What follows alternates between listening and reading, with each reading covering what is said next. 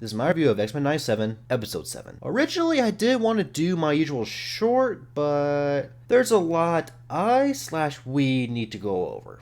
First off, this is our long-awaited follow-up to Episode 5, or a proper follow-up to Episode 5. And, oh boy, the emotions in this episode just, wow.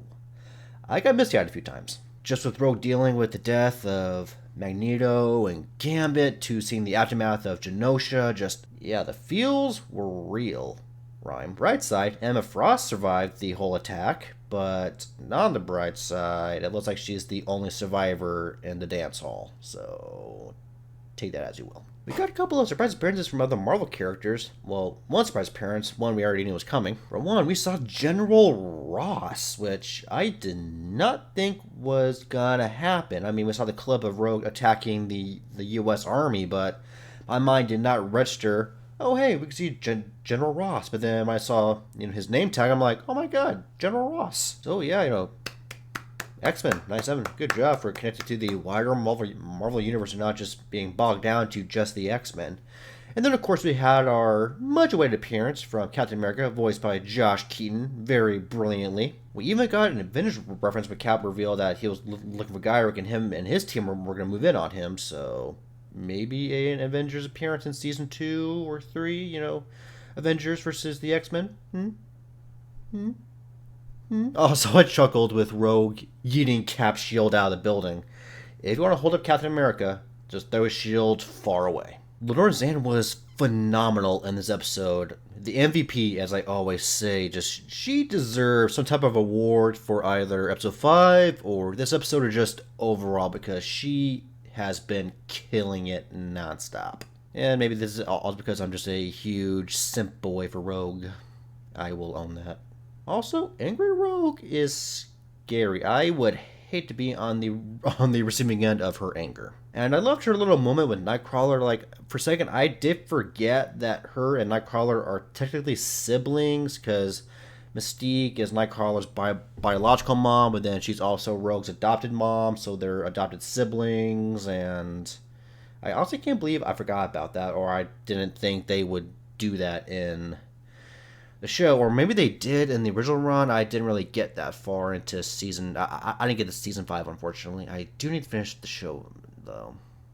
I also liked how Nightcrawler led Gambit's funeral. Very Nightcrawler, whatever that means. Roberto finally reveals to his mom that he is a mutant, and it went well. Then his mom pulled the typical rich parent.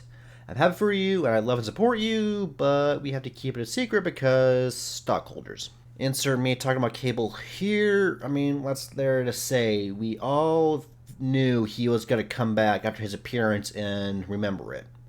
Just a matter of if it was going to be in this episode or in somewhere towards the finale. But nope, episode. So I imagine in the next episode he's going to be giving us a lot of exposition as to why he was on Genosha in episode 5 and why he was trying to warn everybody. And then obviously he'll tell us what's the deal with Bastion, and we'll also get some Summer's family bonding time. And as I just mentioned, we learned who the true mastermind behind the attack on Genosha was. It was not Trask and Sinister, it was Bastion and Sinister, who was voiced by Theo James, and he sounds menacing. I'm glad that Bastion is the true mastermind behind everything with Genosha, because I mentioned in my review episode 5 that I kind of figured it was either Bastion or Apocalypse who sent the Kaiju Sentinel, or is it the Wild Sentinel? But then of course we saw the whole thing of Sinister and Trask, so I thought, oh, it's just Mr. Sinister. Okay, that kind of makes sense. And I would have been perfectly okay if Sinister was indeed the actual person behind the attack. But also, I am glad that we have Bastion, because, it's good to, bust out a character from the X-Men toy box that has not been used before. And judging by what we saw in this episode, Bastion is cooking up something nasty. I mean, dude turned Trask into a human Sentinel hybrid. Like, I'm scared to find out what he has planned. And plus, poor Trask, by the way, that must have not been pleasant. And spoiler alert, if you haven't seen the episode, I think Magneto is a part of his bigger plan. I think he is also going to be turned into a human Sentinel. We see that Bastion does have Magneto captured, and he is cleaning him up, and he obviously has plans for Magneto. What those plans are is yet to be determined, but I think he's going to do what he did to Trask. Turn Magneto into a Sentinel human hybrid thing. And that could be terrifying. Like, imagine Magneto as a human Sentinel, or like a mutant who is also a Sentinel. Like, I can't like explain this any better. Just like, it's terrifying. Like, that is bad news bears. Or he could do the basic less cool thing and just have him all cleaned up, throw him in his classic suit, and then just mind control him, and just like I said, the less fun option. Another 10 out of 10 this week. Just I've said this every review. This show has been killing it nonstop. Just bam, bam, bam, bam, bam, bam, bam. Just pah.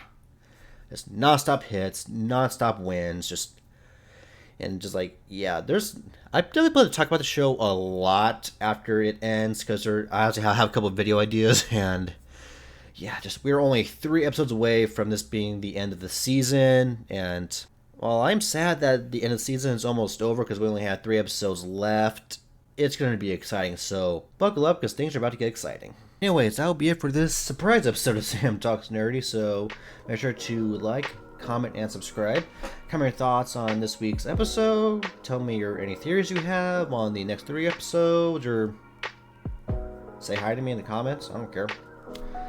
And until next time, I will see you or talk to you next time. Peace out.